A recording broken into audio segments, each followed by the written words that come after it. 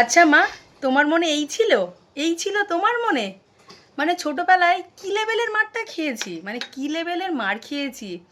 মানে আজকে সেই মা আজকে আমাকে জ্ঞান দেয় কি বাচ্চা মানুষ করা অত সহজ নয়। সব সময় মাথাটাকে ঠান্ডা রাখতে হয়, অনেক কিছু বোঝাতে হয়, সব সময় মেরে কিছু হয় না। তো মা, আমিও তো ছোট ছিলাম, মানে আমি জন্ম হয়েই কি এরকম বড় হয়ে গেছি? হয়নি তো, আমিও তো ছোট ছিলাম। তাহলে আমাকে কেন একটু চুন থেকে পান খসলেই পটাশ পটাশ করে কষিয়ে দিতে? হ্যাঁ, কেন কষিয়ে দিতে এরকম? মাথা ঠান্ডা রাখতে হয় না? আর আমাদের সময় হুম, মানে এরকমও হয়েছে, মানে আমার মায়ের হাতে মার খাওয়ার ভয়ে না, উফ, মানে মায়ের হাতের মার খাওয়ার ভয়ে আমি না ডুব দিতাম পুকুরে।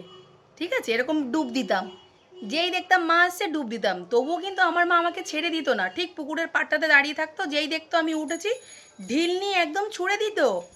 তারপর আমার বাড়ির পাশে, মানে আমার বাপের বাড়ির ওখানে একটা ছোট তেঁতুল গাছ ছিল।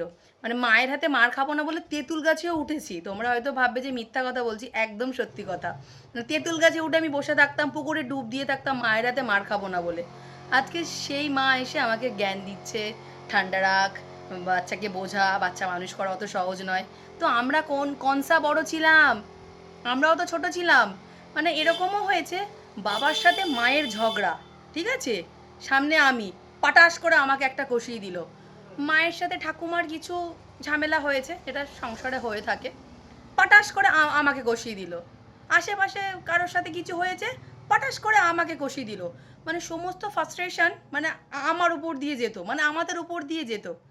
আজকে সেই মা, মানে সেই সব মারা আমাদেরকে জ্ঞান দেয়, বাচ্চা মানুষ করা অত সহজ নয়, মাথা ঠান্ডা রাখিস।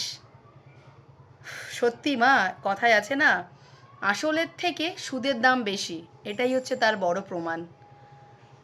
উফ, যাই হোক, মায়ের কাছে অনেক জ্ঞান শুনতে হয়, বাচ্চা মানুষ করা অত সহজ নয়, মাথা ঠান্ডা রাখতে হয়।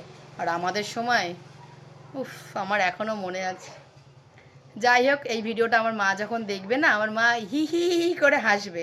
হাসো হাসো, ভালো করে হাসো। আমি একটাও এখানে মিথ্যা কথা বলিনি, কিন্তু সব সত্যি কথা বলেছি। ঠিক আছে? এখন তেল মাখছি, মাথা প্রচণ্ড গরম হয়ে গেছে, মাথা বনবন করে ঘুরছে, তেলটা মাখি।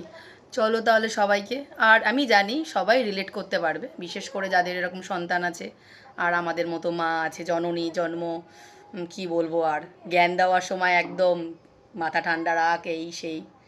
উফ, আর পারি না। ঠিক আছে, চলো টাটা, টাটা টাটা টাটা।